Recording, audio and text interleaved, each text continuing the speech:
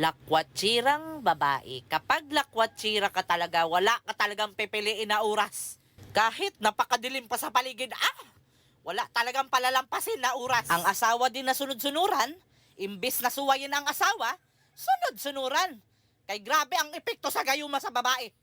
Kaya kahit walang tulog ang lalaki, sunod-sunuran sa asawa. Iba talaga ang gayuma sa babae. Kay kung hindi yan nagayuma si Ricardo, maniwala ako na susunod yan sa babae.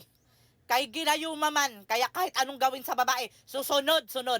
Kahit naapektuhan na yung mga bata sa pinagagawa sa asawa. Yung mga bata halata na inaantok, nahihirapan. Tignan mo kahit ang aso sa kalye matakot kay Dorinel. Kay nararamdaman sa aso na mapapahamak sa paglalapit sa babae. Yung mga bata, mapapansin mo, nahihirapan sila sa nanay nila. Nagsasapir. Dahil lakwatsira ang nanay nila, madamay sila sa kagalaan sa nanay. Halata naman sa mukha ng mga kasama ni Dorinel na siya lang ang nasisiyahan sa lakwatsa. Napipili